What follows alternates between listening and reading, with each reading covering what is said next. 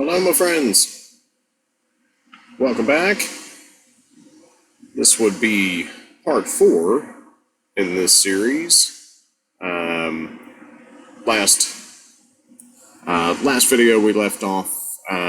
We finished up with Werner von Braun, NASA connections to the Nazi Party, government operations, Operation Paperclip, smuggling them into various areas of the United States, Central and South America.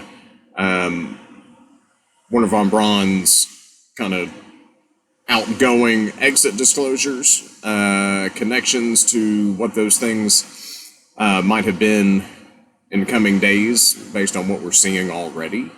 Some of the propaganda he laid out that has already happened leading up to. So at this point, we're still looking at things that are going to tie that in. So all of what we're really doing, and all you're really doing is just following my research as I ran into it. So we're just following the same trail essentially. So the first 3 videos, the first series that I recorded, is kind of a foundation that pertains to a lot of the stuff that's going on today. They might all seem unrelated, but they actually, they're layering and they are leading to each other. And by the time we're done following this trail of research and the way that it all ties back to the other things that we've already looked at, the other videos I put up, as I keep putting a new one out, everything is tying back to the previous videos, which is tying back to the ones before that, which is eventually going to make one big funnel down point.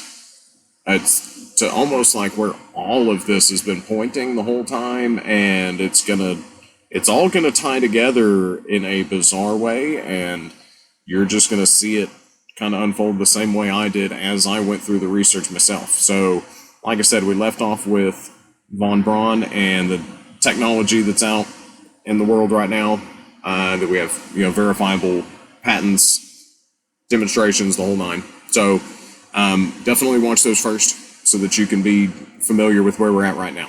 So, like I said in the last video, we're about to make a big jump. We're gonna move from hard evidence of patents and government documents, declassified documents, things like that, and we're gonna move into some more historical documentation, historical evidence, ancient texts, things that have been removed from ancient texts, things that we found, things that are available, things that didn't get lost, information that we may not be aware of that might tie some things together. So before we jump into that, we need to just kind of do a quick overview on CERN, and I've mentioned them probably in all the other videos at some point, or have tied them to something. Even the other videos I've done just at random, they're always a key, especially when we're talking about, anything in this subject realm of portals, energy, weather. There's a large array of things that can go within this. We're talking high-level scientific stuff, quantum mechanics, anything like that. So we're in high-level stuff. So we need to do an overview here so that you understand how this all connects together. So if you're not aware, which I'm guessing most of you are, CERN is basically the renowned scientists from around the world in the field of nuclear research. Not all of them, there are, plenty of incredibly credentialed nuclear researchers that don't work at CERN, but this is the largest.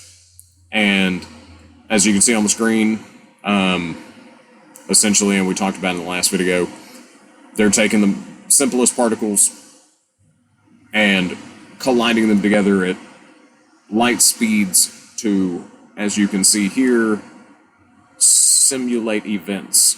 They're trying to recreate the events of the Big Bang theory. So they are doing this miles underground, and like I said, there are a lot of people involved in this. Also, CERN is an official United Nations General Assembly observer, so they're connected to the UN. I've got another video that I did a Google Earth on that I'm going to put up probably today or tomorrow. That'll show you some very interesting stuff about that, and interestingly enough, that will tie into this stuff as well. But just so you're aware of their stated functions, what they're planning, what they're due. And so, with that being said, let's take a look at some other things about CERN. And I'll kind of go through a few different photos here. This is the CERN headquarters being split and then paralleled with ancient biblical accounts of the Tower of Babel. So there's definitely some of that. Like I said, we're going to tie in, not everything from here is going to be just, hard facts. We're going to look at historical evidence and documentation, and we're going to look at that and compare it against the narrative that we've been given, the hidden information available, and what we can correlate between the two. So, like I said, some of this, take it with a grain of salt, but it's all going to connect together, so we're just going to keep going and review through. Within the logo itself, as you can see, you can just follow. There they are. They're just all the way around the logo itself. So within the logo itself, you have 666. Now, that number in and of itself is misunderstood, which is part of. It's very intentional for that, but that's not an accident. So. We're not getting into the actuals of that right now, but not what the general masses would think that the number actually pertains to. But it's not an accident that it's in their logo. This is a courtyard in between their facilities. That is a statue of Shiva. That is a Hindu goddess, the destroyer. Also note that this facility is located in what was a place in Switzerland. The name of the town where it was founded was called Apollyon. So in biblical or in Greek, that is the destroyer. Apollyon, the destroyer. Shiva. Same thing. So, interesting thing to have inside the courtyard of a scientific institution, as most scientists, and you can see it in a lot of their bios, especially at CERN, are very much atheist as far as they claim. So having a religious Hindu destroyer statue in the middle of the courtyard is a little unusual. And as you can see, there's people out there walking around in black robes that work there, like they might be having a ceremony of some kind. Moving on. There it is. That is the same statue. So, as you can see, it's casting a large shadow there. You can see. One key thing about what we're looking at here is that Shiva is inside of this disc. This is representing a portal. So, think Stargate, any of those things, circle portal. This, which we'll get to in a moment. So just keep that in mind. This is a esoteric symbol of showing of a portal. So with Shiva in the middle. Note this is one of their boardrooms, and note statue present right there in the middle of the room. Now, like I said, this is details on the location of the Large Hadron Collider and the etymology and breakdown of the name of the town and its background and where it was named, how it was named. So, again, like I said before, Apollyon, the destroyer, Shiva. So, next, this is the Large Hadron Collider. So, in the Google Earth video that I am going to put out on the channel soon, you will see some very interesting correlations to this. So this is the Large Hadron Collider that they're putting these, that they're throwing these particles through. Now, note the overall shape as a whole. Think of it as a symbol. Kind of looks like a, a steering mechanism for an old sailboat. Something of that nature. So kind of, keep that in mind. A wheel, if you will. All right. Now, this was a statement from 2009 from CERN, and this is one of their. This is the director of research talking about the Large Hadron Collider that we just looked at, and this machine may possibly create or discover previously unimagined scientific phenomena or unknown unknowns. For instance, an extra dimension. So when they're talking things like this, they're talking dimensional portals and things of that nature. And we just looked at a couple of things that are representations of portals, especially when we're looking at Shiva standing in a portal. And as he stated, out of this door might come something, or we might send something through it. Sergio Bertolucci, Director of Research, CERN. So these are their words, all right? Keep that in mind. That's a kind of a strange thing. Now, when we looked at all those others that kind of starting to add together a little bit, we'll see a couple more interesting things real quick. This is at CERN. This is call it a theater arts performance. Okay, and this took place right around 2020. So you can connect whatever dots you like there. We'll keep going. This was also right around that same time of 2020. And this is at their facility. So it's part of their, it is at their conjunction, okay? So it's not like this is happening at their place. Okay? Kind of weird, to say the least.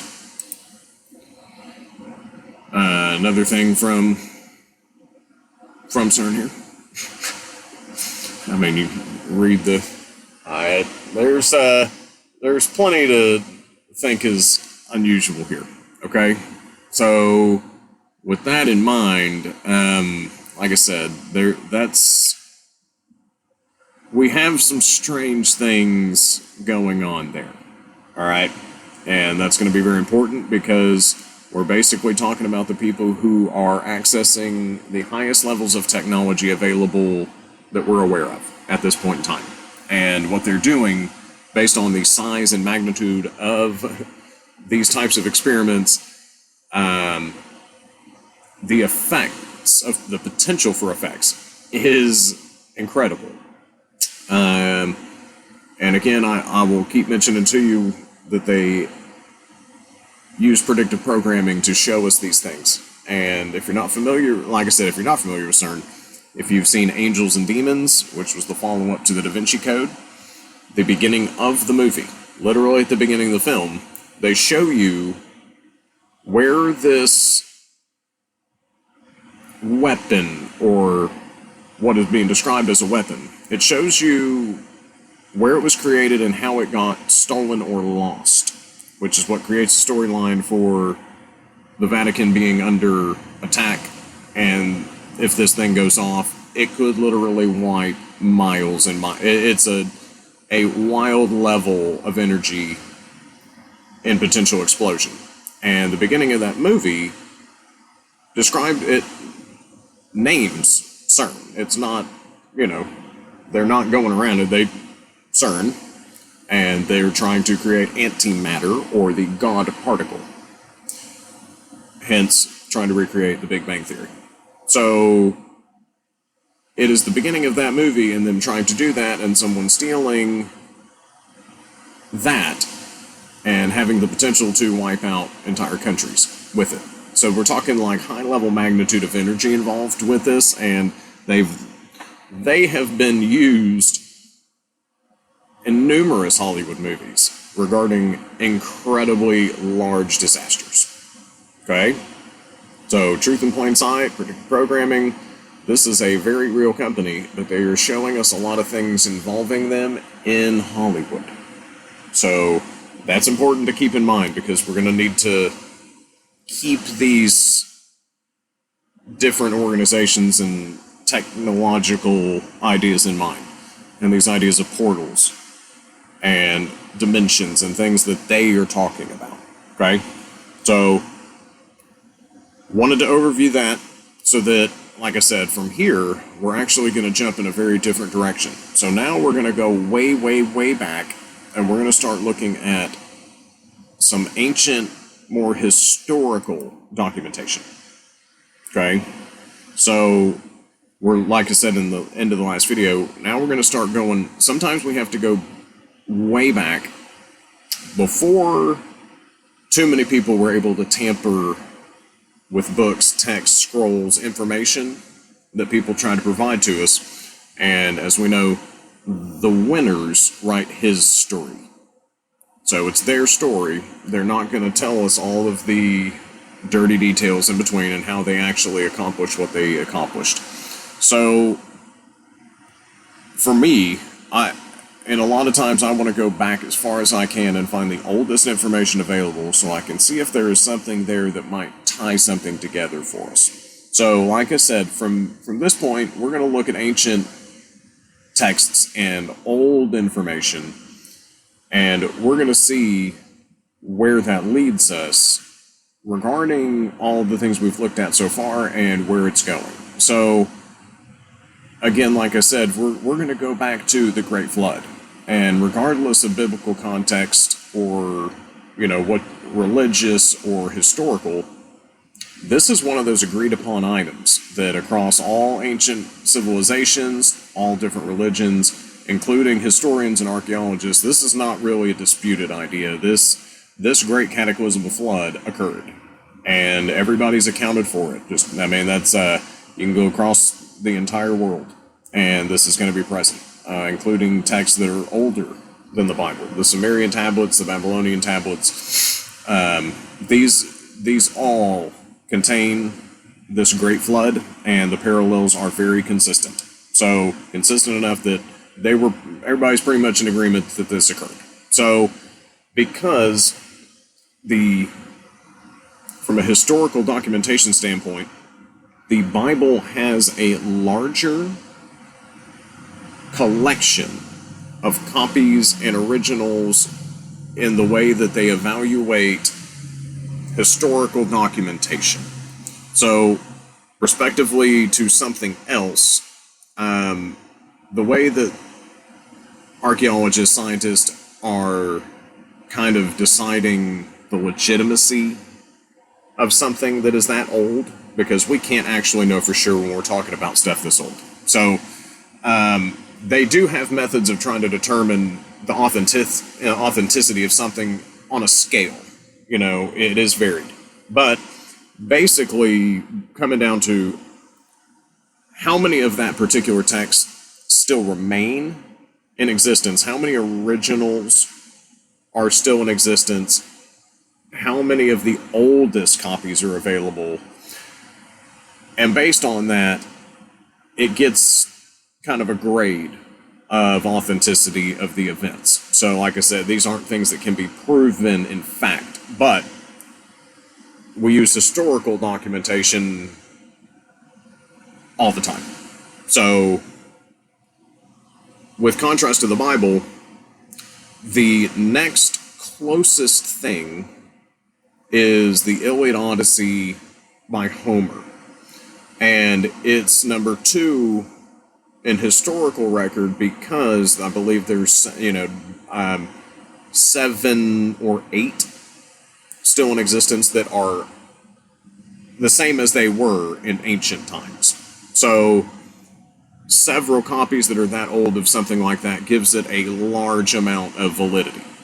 Now, when you look at that compared to the Bible, there were hundreds, if not thousands, of these texts that all came from different people, written down documentation. There is far more written documentation of these events in the collection of books known as the Bible than any other historical events in history. So if we're just looking at, what can be confirmed, essentially none of it. But if we're basing it on, historical evidence and how many people accounted for these events, by far and away, there's no other book in history that has as many documents, recorded inconsistencies as this book does. Those are facts. You can research that. Archaeologists have verified this, the number of things and texts, where they were found, how old they are, how many existed. It's just by far, it's a landslide. So as far as historical documentation, we can't take it as fact, but that's definitely the most consistent source for this time period of history. So with respect to that, we're going to look at this, but we're also going to add in some other texts that are just as old that were removed from the Bible when it was canonized, and that's a whole different, that would take another whole series. But point being, and we'll get through that a little bit, we'll get into that a little bit, but over time the stuff has changed. Stuff's been removed, stuff's been edited. So some of the things we're going to look at to tie in are some of the very old texts that used to be included in the Bible, but were not removed in regions like Ethiopia. So they had it the whole time and never were without it. So we're going to use a few of those to tie in some of the gaps. All right. So the reason we're really going back to look at this is we want to find out if we know that in this modern time there is a mass of evil and deception, hatred, violence, any way you want to chop it up. It's as bad as it's ever been within any of our parents, grandparents, great-grandparents, any of our recorded history. We are in a bizarrely dark and bizarre, weird time. So, by looking back as far as this time period, because we're trying to figure out if everything that happened in this story of the flood happened as we were told, how did the evil things make their way back into the life of man if it was supposed to have all been wiped out in the actual flood itself? So, for me, that's where I went next. That was what I was trying to figure out and overcome, and so I continued researching, and so this is where I went. Where should this have stopped, and how did it get back in? So we're going to go back, and so what this centers around is the idea of the fallen, or the Nephilim. These are biblical characters, but they're also found in ancient texts even older than the Bible. So that's essentially what when we say the fallen, that's what we're dealing with. We're talking about the Watchers, the Nephilim. So I'm sure you've probably heard or have done some research on that, and you probably at least have some idea, but we'll run through quick, and I'm just going to, a lot of this is on the screen, so feel free to screenshot it. And again, no conclusions to be made. I'm not going to connect the dot for you at the end and conclude to you where to go with a conclusion. I'm just presenting to you the information as it's presented through biblical and ancient texts, the lineages, where each of these different groups went, historically, what regions they occupied, what those regions are today, so that it gives us a better understanding of who is where and how did they get there. And again, regardless of where we go to, at some point you're going to have to review information and you're going to have to make some decisions on your own based on what you do see and what you can understand. Because none of this is provable, but you have to take enough information, get as much as you can, and discern and do some deductive reasoning, and you got to kind of play detective and figure out what is the best educated decision I can make here and to find a position to stand on. So with that in mind, we're looking at ideas from Genesis, essentially, where the fallen angels are presented, or the Nephilim, the Watchers. Okay, so the Watchers, and I'm going to summarize and kind of break this down quickly so we can get into the actual, the meat of this. So the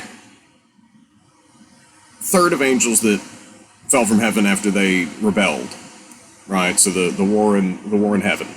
And so Satan takes a third of these angels. They are cast to the earth. So falling stars. So they're luminaries. They're stars. So cast to the earth. There was a third of them. So a third of these stars that were in heaven were cast to the earth. So fallen stars to the earth. These were the Watchers, but they were supposed to be watching over and making sure certain things didn't happen. They had duties and responsibilities. They weren't corrupted yet.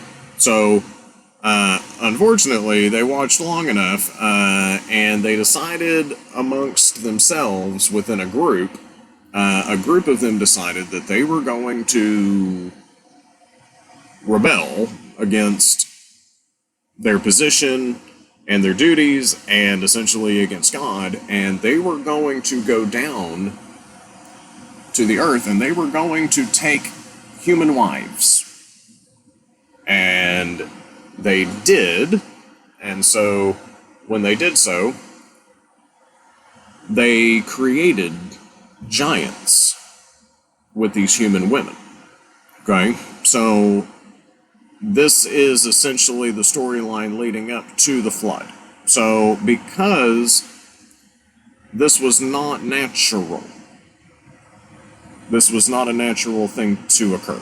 So they corrupted mankind, essentially, by doing this. And, of course, because they created giants, most of these human women, of course, died because they couldn't give birth to a giant and survive. So these were very, very disturbing things to be happening to humans because it was completely unnatural. So eventually these giants, and this is, the biblical story, and like I said, throughout others, these giants eventually their appetite just overcame them, and they started consuming everything. They essentially mined the earth, raped it, stripped it of all its minerals, and they depleted all the food available, and eventually they went to cannibalism and started eating mankind, and actually eating them. They were also manipulating other DNA and crossbreeding animals with giants and humans, and creating what we would think of as weird mythological creatures like centaurs and goblins and mermaids and half beings, half human things.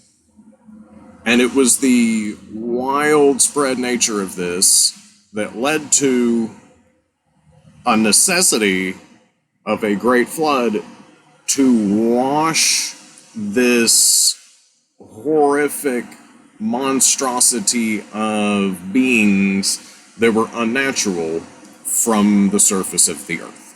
Okay, so that's the nutshell of what we're looking at and how this got to here. So at this point, Noah is supposed to be the only bloodline or the only family left that has not been hybrid manipulated. Their DNA is still as it's supposed to be. So they're still essentially the perfect bloodline. They're the good. He's the last of the good natural people. So because of that, he was the one given instruction on how to build this ark. And of course, we know the story from there. Everybody's on the boat. And then flood comes. All the evil things are wiped. Boat floats for 40 days after the rain stops. Eventually, the waters recede. The ark sits on land. They go out, and they are supposed to repopulate the earth. Okay? So, in the biblical storyline, that's, in a nutshell, kind of where it ends, and it, of course, continues, all of the biblical story continues from there. But as far as explaining, there's not a lot of detail as far as what we're wanting to look at. So, what I'm getting to is, based on that story, all the evil was supposed to have been wiped out, and so one of the problems with these watchers is that they were teaching men how to do corrupt things. So they were providing them with technology and how to build technology and how to do things that corrupted mankind to the point where they just had to be wiped. So there was technology involved. We're talking about DNA and hybriding creatures and, the idea of homunculus, if you're not familiar, but an idea of a being able to be created or born without parents, essentially. Test tube creatures. So, and we're talking about this as the kind of stuff that led up to the reason that the flood needed to occur in ancient times. Well, it seems that these fallen angels, of course, had high levels of knowledge, and they conveyed this to humans. And of course, they destroyed themselves with it. And it seems like that kind of maybe the circular loop that keeps happening every so often is we keep following someone's instruction to lead us to technology and we destroy ourselves with it. Probably because it's unnatural to us. So, with that, what kind of technology existed at that time? And if all of it got wiped, how did it make its way back? So that's kind of where we're at and what we want to look at here. So I don't want this one to go too far, but I really needed to lay some groundwork here, or the direction of where we're going might have looked askew. So these are important things for us to know and understand anyway in the context of the whole thing, so that we can also see what parts of this story are missing for us that would explain how this happened. How did this get back to where it is? So from there, like I said, you can actually find it. I've had it for years. You can buy the Ethiopian Christian Bible, just the books that are not currently in the existing 66 canons. And you can get paperback, you can get hard copy, but it contains a whole bunch of additional books that used to be in the Bible. And they really provide a high level of detail for a lot of this, and it really explains a lot better. So I've been through this quite a few times at this point, so I've got a pretty solid general understanding of at least how the text and storyline's been presented here. So within one of the books that was removed is known as the Book of Jubilees. So in the Ethiopian Bible, the Book of Jubilees. And also another reason I want to show this is because there are a lot of people in the world that are under the impression that their their history is this or that, and they feel a certain way about it, good or bad, a lot of it bad, and hopefully some of this will clear some of that up, so that no, not so much that. Okay, so there's another reason for this as well. But we know that based on the book of Jubilees, the book of Jasher, and the book of Enoch, most of the rest of this actually is all accounted for. So after the land, came back and the waters had receded, there were sons of Noah, and they had wives on the ark with them. So in the book of Jubilees, it says that Noah's grandson, Canaan, or Canaan, whose father was Ham. So Canaan is the son of Ham, so he is Noah's grandson. So Ham taught Canaan how to write, how to read. When Canaan got older, he went out to seek a place for himself that he might be able to use and turn into a city. Okay? So at that time, he discovered some ancient writings that were carved into a stone. They were the instructions and writings of generations past, the fallen, the watchers. He wrote them down and did not tell anyone in fear he would be in trouble. He knew he had discovered magic of the old world. Okay? So these Nephilim, or watchers, fallen angels, the corrupt ones, had dark magic, right? So like I said, they had high knowledge for technology and corrupting DNA, doing all sorts of things. So they had all of these things, and they were carved into a stone wall. So of course, all of the beings themselves, the giants, any genetically hybrid creatures, giants, their physical bodies were all killed in the flood. But one thing we have to keep in mind is, if you're looking at this from a biblical perspective, God still created them, so they still have spirit. So the bodies died in the flood. All right, so that's important to note, because we'll continue down, and that'll be an important part of what this all looks like.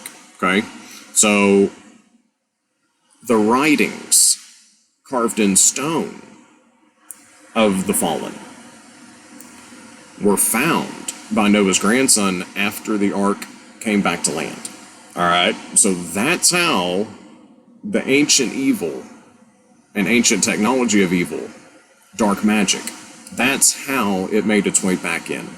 Okay, because he made a copy of it. Like I said, he wrote it down, what he found on that wall. He wrote it down and he made a book of it. Okay? So now we'll go back and kind of take a different look at some of this narrative, because if we start with Adam and Eve, there are some other people included. If you're looking in the book of Jubilees, there are Cain and Abel had sisters, and Cain was actually betrothed to one, Abel to the other. So a lot of people wonder and question in Genesis, well, how in the world did anybody else get created? There's nobody else mentioned. Well, this book was removed from the Bible, and it fills in a lot of those details. So after Abel was killed, Seth came. Seth basically took the place of Abel. So when Noah was on the ark, he had 3 sons, Shem, Ham, and Japheth. Okay? In modern times, Shem would be the people that we would consider in this area. Japheth would be considered who would look in the northern. Ham, we would think Egypt, like I said, the Canaanites. But one reason we're looking through this way is because we're gonna untwist a few things as well. So there is what is known as the curse of Ham in the Bible and in these other books as well. So the exactity depends on what book you're looking at. But to not go too,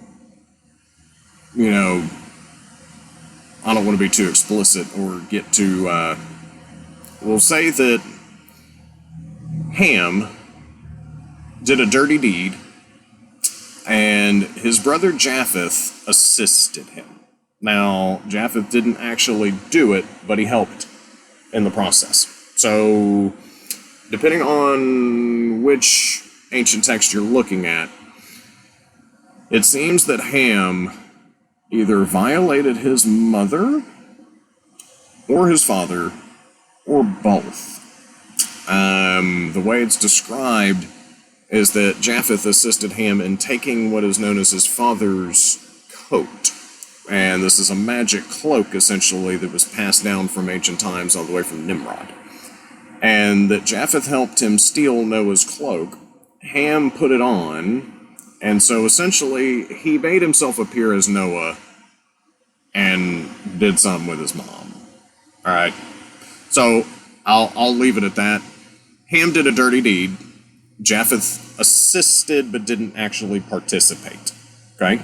He helped him steal the cloak, which led to the dirty deed. Alright? So, because of that,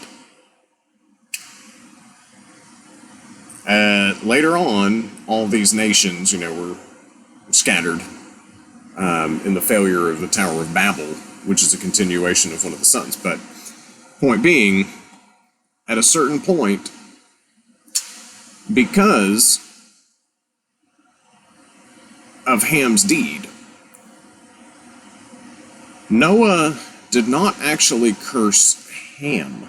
He cursed his son, Canaan. So, Ham didn't receive the curse from his deed, his son did.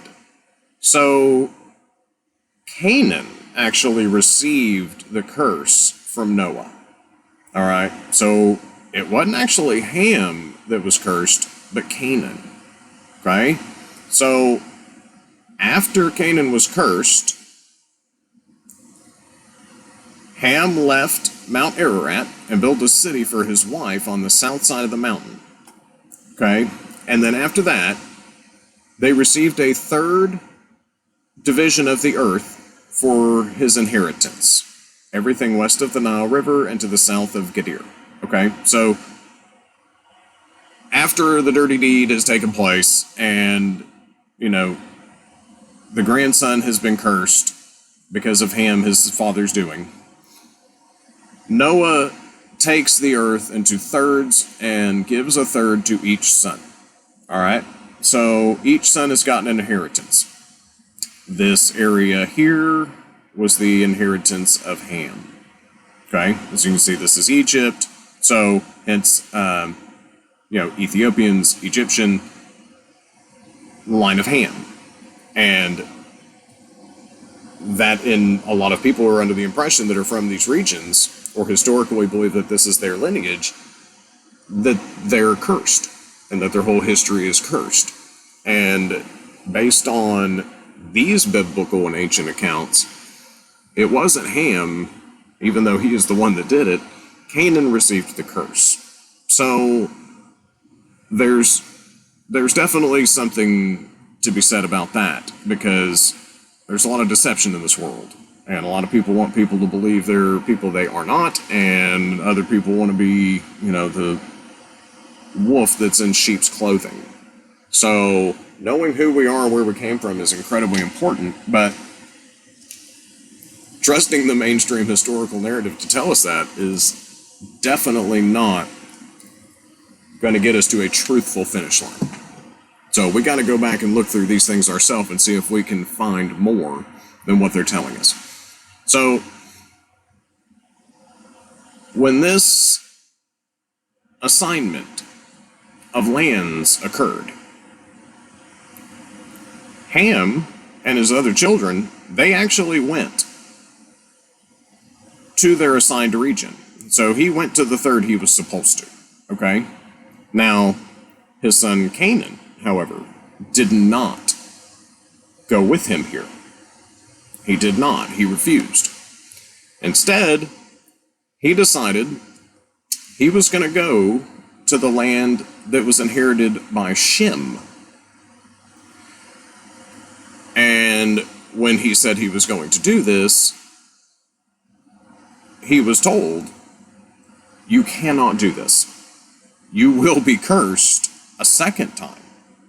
You cannot squat in the land of someone else's inheritance. So he still refused and went anyway. And based on this text, he went and he set up shop, and that is where his descendants remain to this day. Okay? So, not Ham, but Canaan. So, Ham went to the northern African region, like I said, that third. He went where he was supposed to. But his son Canaan did not. So he got cursed a second time. Alright? So now, Canaan is cursed twice, and he is squatting in the inheritance of Shem. Okay? And again, this is based on the books of Jubilee, Jasher, Enoch, most of it in Jubilees. So now we're looking at some of these regions. And like I said, I'm not going to draw any conclusions for you here. I'm just going to present to you what information we can find that was not included in the canonical 66 books of the Bible that fills in some gaps. So keep in mind, by the time Canaan went and squatted in Shem's land, he was carrying the Book of Old Magic he copied from that stone wall, where he took the teachings and the old magic of the Watchers, the Fallen. And it says that he and his descendants, or his sons, dwell there to this day. Okay? So, the highlighted portion here is kind of where it's described that he went. Now, there's an area around there named Canaan, but it's named Canaan because he settled there. Apparently not because it was given to him. It says he was the squatter. Now, obviously I didn't create these, but these are the historical tie-ins to all the way into modern times. The people that came from each region where each of the three sons was assigned their lands. So, another reason I want to share this is, for a lot of people, we've been manipulated and our history twisted to such a bizarre extent that they've created division amongst us, the people, that just has no place. Especially when it comes to the amount of division they have put on us and through us, and having it impose upon each other. Racism. When in truth, all of us come from one of the three sons of Noah.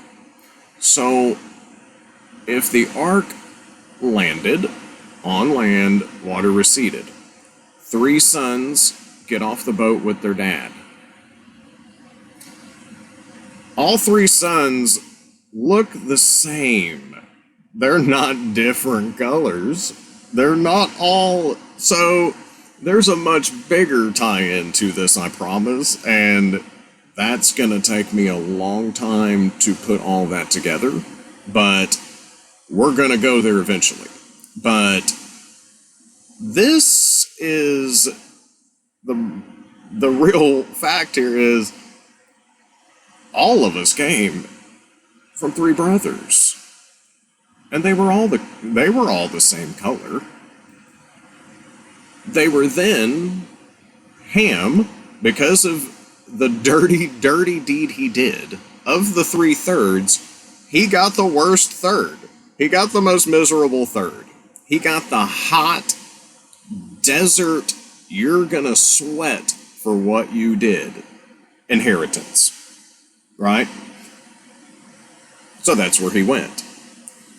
Japheth didn't do the dirty deed, but he was complicit in planning and assisting. So he didn't get the worst of the thirds, but he got the second worst. So he got the northern regions. So what we would consider Europe, all the way to northern Asia, Russia.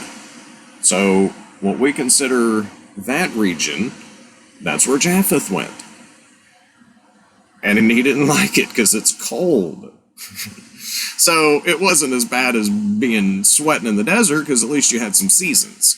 But it was still incredibly cold, and certain areas of it were almost unlivable. But that's what he got because, well, you involved yourself in that dirty deed, so you don't get the best of the thirds. Shem had nothing to do with it. He did not involve himself, he did not participate in the dirty deed, so he got the good third of the land. Okay? So, if you then look at the pictures in front of us, and the ones, as you see, carrying down, and think about modern times, well, each group adapted to the region that they inherited, physically, as far as complexion. They're not different. So, lots of division caused over something that, well, how different can we be if we all come from three brothers that were all the same? We can't be that different. So, we really should be looking at who's convinced us to hate each other rather than us hating each other. We need to figure out who's doing this to us. Who is causing us to believe something that would cause us to impose this kind of treatment to each other? Because that's the real culprit, is who's lying to us and convincing us of things that make us hate each other. Because it's not natural for us. We've been taught that it is. Okay? And that's another reason I like to go back and look at things this far back. Because when we do, we can really look at who were all of us at one point in our history, and how different were they? Well, they couldn't have been that different. So, continuing on, and you can take screenshots of these. There's just, old genealogies, descendants. These are breakdowns showing you the lineages, where they went, where they ended.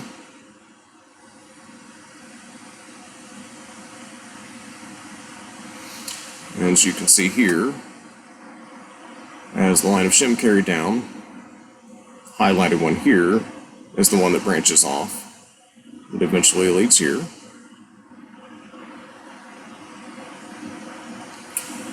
And like I said here, you can see where all the lines carried down to.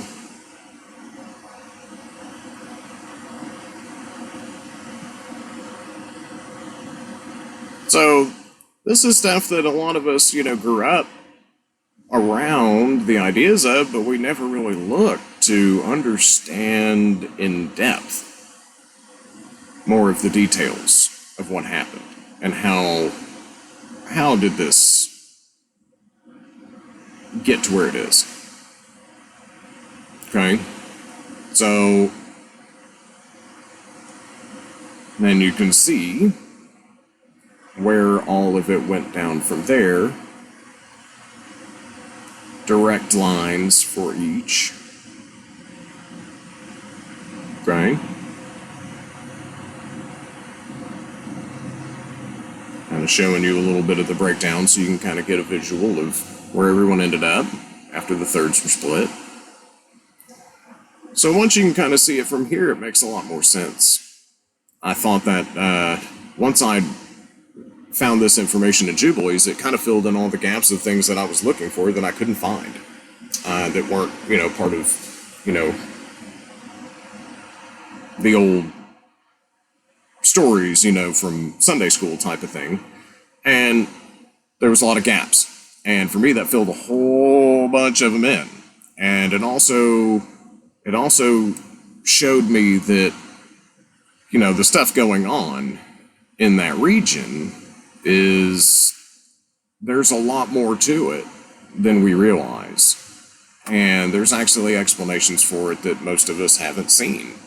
It doesn't mean it's the fact, but it needs to be accounted for, because this information, these books are just as old as the Bible, and these were not tampered or taken from the Ethiopian Bible. So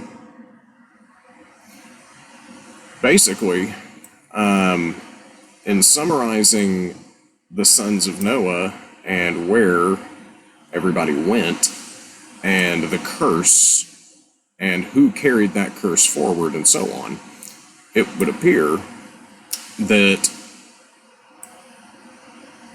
historically, based on at least if we were going off of the Ethiopian Christian Bible and its complete collection, based on that, it would appear that whoever in that region, the Middle East region, whoever was documented or whoever historically got there first, based on the Ethiopian Christian Bible, whoever got there first squatted and weren't supposed to be there. So who got there first and who didn't, or which group that is, you can draw your own correlations and conclusions there. But based on the evidence from the Ethiopian Bible, it appears that whoever got there first was the line of Canaan, and they squatted, and the land of Shem. So, again, like I said, we're dealing with historical record at this point. There's nothing we can tie down with fact. So I just wanted to show you additional information that's available that most of us haven't seen, that kind of fills in some gaps and at least gives us a better, more rounded understanding of that in the actuals, rather than just kind of the story of good and evil carrying out, but having some actual historical record is helpful. So I'll finish this one with this. The reason we ran all this down, like I said, was based on the records we've been given and the story we've been given. Evil was wiped out, but how did it get back in?